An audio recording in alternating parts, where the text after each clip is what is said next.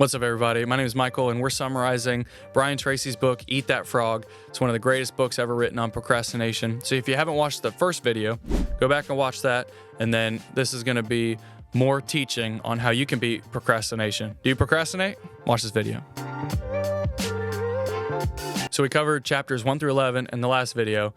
This is chapter 12, which is identify your key constraints. He talked about the rule that's 80-20, right? So the most important things is usually 20% of your job, and the less important are the fewer, which is the 80%. And you got to find your bottleneck. So, for example, if you're a writer and you can only hunt and peck when it comes to typing, right? So you find the A and then the T, and then you have to look for every letter. That's a huge bottleneck if you're going to write articles. But being able to type without looking would be a way of eliminating that bottleneck. Maybe for you, your bottleneck in your work is being a slow reader. Well, if you can eliminate those bottlenecks by learning those skills, that is going to be able to help you incredibly. And usually we all have a bottleneck. You just have to look for what it is. Maybe your bottleneck is knowledge on your field, so you got to do some more learning on it. Whatever it is, find your bottleneck and identify that constraint. Okay, so that's chapter 12. Chapter 13 is put the pressure on yourself. He says that this world is full of people who are waiting, and if you're somebody who can work without being observed, you're 2% of the population. So learn how to be someone who doesn't have to be checked up on in your work. And there's this principle, I don't remember who I heard it said, who said it first, but either you're going to pressure yourself in your job or your boss is going to pressure you, but there's going to be pressure, okay? So if you can pressure yourself, that is a much better way to live because you don't have to have somebody constantly checking up on you. And you set your own standard, which is best to set higher than what your boss sets. So you're constantly pushing yourself so that your boss doesn't have to do that. That's a sign of a great employee. And bosses are always looking for employees that work that way. Chapter 14 says that we should motivate ourselves to action. So decide what's the most important thing you have to do and do it right now. One of the ways you can decide is by asking yourself, if you had to leave town for a month, what would be the task you would finish right now? So if you've gone on vacation before and done a good job of wrapping up your tasks, you know how when you're on vacation, it's like, man, this is really nice, and I'm not worried about getting back. And if you didn't wrap up your tasks, you're on vacation like, I hope the place doesn't burn down, right? So whatever you did before vacation was you wrapped up your tasks so that you didn't have to tend to them until a set later date. Well, if you continually do this throughout your life, even when you're not on vacation, you're going to be able to close loops and finish things. And when I say close the loop, when you're halfway through a task, your brain hasn't completed the loop. That's just terminology from Getting Things Done. It's a book by David Allen. But if you can consistently get things done and wrap things up, you're going to be motivating yourself to action, which is super important. Chapter 15 is Technology is a Terrible Master. And then chapter 16 is Technology is a Wonderful Servant. And technology is a terrible master because when people are too plugged in, the technology becomes enslaving to them. So you work for your phone. And I've talked before about making sure that your phone can't notify you 24/7, because if it can, then you're not going to be able to be someone who produces high quality work because you're always distracted.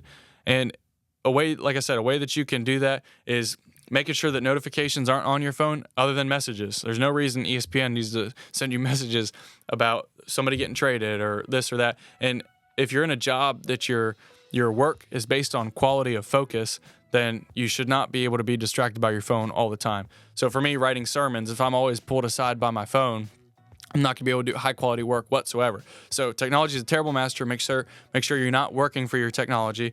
And technology is a great servant. In chapter 16, he talks about clearing your digital workspace and treating it like it's your desk. So if you have your computer and you have all kinds of files all over your desktop, you spend more time looking for stuff than you do actually working on projects. How do you beat that problem? Well, just have some kind of a system of organizing your digital life. Today, we're so much more digital than at any point in history before today, and it looks like it's going to continue that way, right? We're not going back to no technology. We need to make sure that our computers and our phones and all that stuff is organized so that we don't spend a whole bunch of time looking for items so that we can complete projects. It's kind of like having your desk clean, because whenever you sit down to work, if you have a clean desk, now you're like, okay, you're more invited to the space, and you're not going to spend extra time. You're not going to add time to projects based on inefficient clutter. Same digitally. The way that I organize my computer digitally is I have a work file, a school file, and a personal file. And each one of those is linked to a cloud, so it's sitting here on my desktop. And then I have whatever is pertaining to this week on the actual desktop. So at most, I have like 6 or 7 files right here. And this isn't a perfect system. This is just my system. But if somebody messaged me needing something like a sermon from this week, then I can just shoot it from the desktop. But other than that, everything gets organized into work, personal, or school. I learned that from another guy on YouTube. So make sure that you're organized digitally. If you're not organized digitally, you're going to waste time looking for files, and that's not a great way to manage your time well. Chapter 17 is focus your attention. He says complete 3 hours of work each morning before you shift into other tasks. And this is great, especially for your mind, because you're spending the best time of the day focused.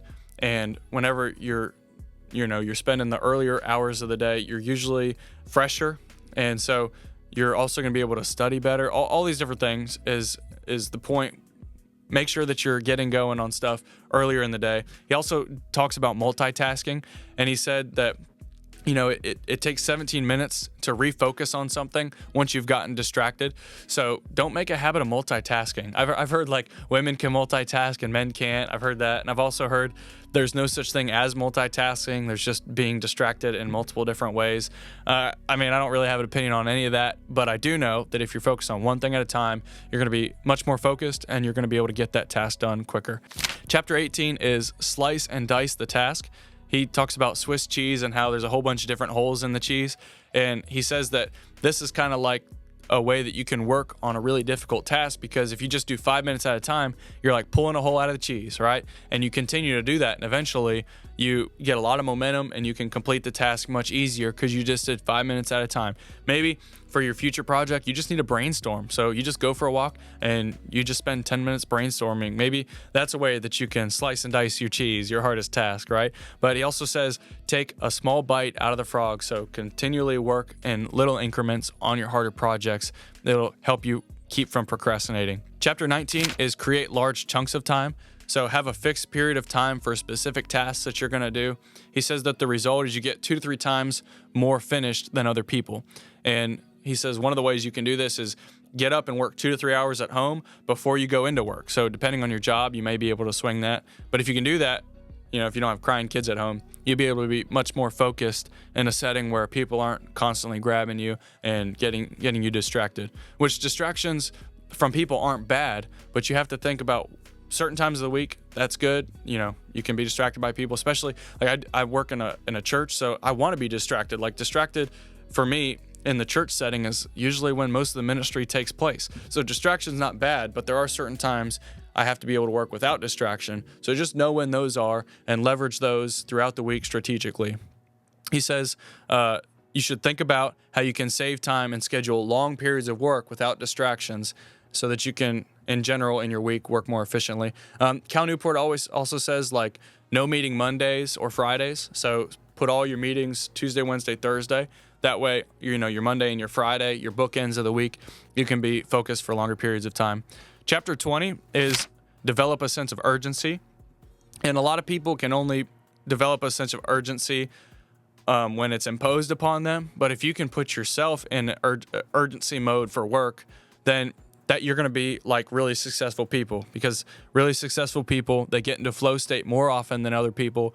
And like I said earlier, you get 2 to 3 times more done when you consistently work in those longer periods of time.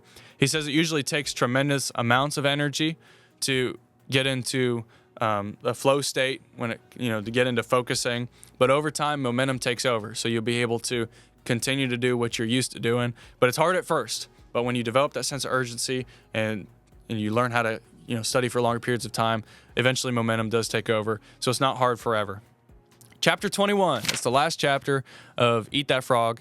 He says single-handle every task. What this means is he says every great achievement of human work has come after doing a period of long, concentrated hard work.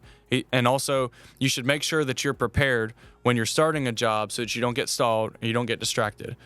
When you focus on every task and you make sure you have all your materials, and whenever you start, you're ready to go, you're ready to put a huge dent in the task, all these different concepts will beat procrastination.